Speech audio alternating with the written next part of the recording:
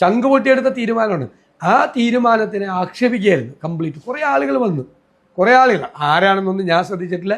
പക്ഷേ ഞാൻ തീരുമാനിച്ചത് സോഷ്യൽ മീഡിയ ഒന്നും അറ്റാക്ക് ചെയ്താലൊന്നും നമ്മുടെ തീരുമാനം ഡൈലൂട്ട് ചെയ്യാൻ പാടില്ല. പൊളിറ്റിക്കൽ ഡിസിഷൻ എടുത്തു, സ്വാഭാവികമായിട്ടും ഉണ്ടാവില്ല. ഞാൻ പറഞ്ഞല്ലേ, ഞാൻ ചങ്ക് പൊട്ടിയിട്ട് തീരുമാനം എടുത്തെന്ന് പറയുന്നത് വിഷമം ഉണ്ടാവും നമുക്ക്. പക്ഷെ അത് ഒരു ഒറ്റപ്പെട്ട ഒരു സംഭവമാണ്. അതെന്താണ് അത് അങ്ങനെ തീരുമാനം എടുത്തു, ഒറ്റപ്പെട്ട സംഭവം. അതിനകത്ത് എല്ലാവരും അങ്ങനെയാണെന്നല്ലല്ലോ.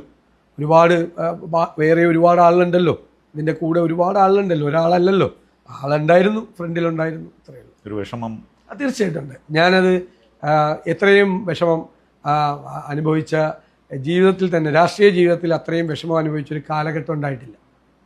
ഇങ്ങനെ നമ്മൾ വളർത്തിയെടുക്കുന്നതിലൊരു പാളിച്ച സംഭവിക്കുന്ന അതല്ലല്ലോ, നമുക്ക് അതൊന്നും നോക്കിയിട്ടല്ലല്ലോ. നമ്മൾ അവരുടെ പൊട്ടൻഷ്യലായിട്ട് നമ്മൾ വ്യക്തിപരമായ കാര്യങ്ങൾ നമ്മൾ അന്വേഷിച്ചു. ഇപ്പോൾ ഒരാൾ സിഗരറ്റ് വലിക്കുവോ, കള്ളു കുടിക്കുവോ, അല്ലെങ്കിൽ വേറെ ഏതെങ്കിലും ഇമ്മോറൽ ആക്ടിവിറ്റീസ് ഉണ്ടോ എന്നൊന്നും നമുക്കങ്ങനെ ആരെപ്പറ്റിയും അവരുടെ ജാതകമൊന്നും അന്വേഷിച്ച് പോകാൻ പറ്റില്ലല്ലോ. നമ്മൾ നോക്കുന്നത് അവർ മിടുക്കരാണോ, അവർ കഴിവുള്ളവരാണോ, നല്ല പൊട്ടൻഷ്യൽ ഉള്ളവരാണോ, നമുക്ക് പ്ലേസ് ചെയ്യാൻ പറ്റുന്നവരാണോ, നമുക്ക് പ്രൊമോട്ട് ചെയ്യാൻ പറ്റുന്നവരാണോ എന്നല്ലേ നോക്കുള്ളൂ.